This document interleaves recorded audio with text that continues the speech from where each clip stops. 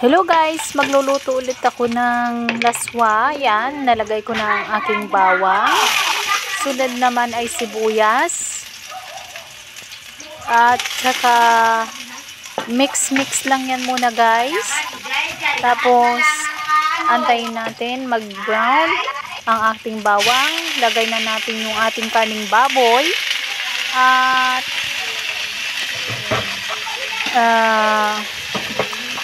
mix lang yan guys. Pagkatapos nyan, yan, sige, lagay pa ako ng aking mga karne dyan. At halu-haluin lang yan guys. Halo-halo lang yan natin muna. Yan, halo-halo lang yan guys.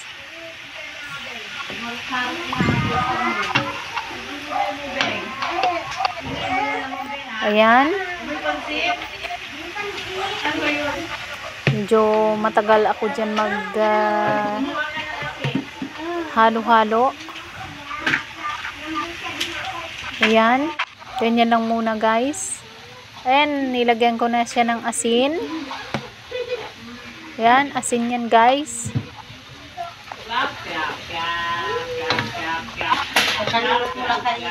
At halo ulit yan guys. Haluin lang natin yan hanggang sa mag light brown ang mga karning baboy. At nilagyan ko na siya ng tubig. At nilagay ko na rin yung tanlad dyan. At naglagay na ako ng maraming tubig dyan guys para magsabaw. At kumulo na rin guys. Ayan na siya. Nakikita nyo. Grabe na ang kulo niyan. May paminta na rin akong nilagay dyan guys. Ayan. Hinalo ko na rin yung kalabasa. Tsaka yung aking okra. Ayan guys. Antayin lang natin na magluto ang ating mga gulay dyan. Pakuluan lang natin yan guys. Ayan. Ayan, napapansin nyo, kumulo na. At malapit na maglambot ang mga kalabasa at yung okra dyan guys. Ayan. Grabe na talaga yung kulo niyan.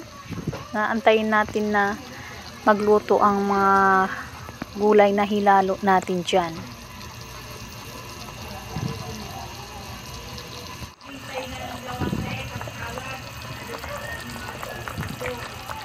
At ngayon naman guys, ilagay ko na rin yung aking alugbati dyan. Nahalo ko na. Yan, napapansin nyo guys, oh. Okay na.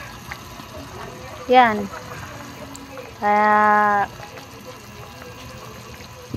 Pwede na nating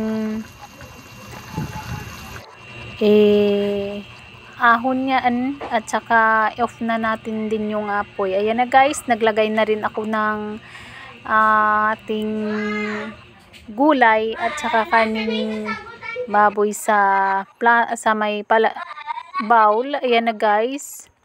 Salamat sa panonood.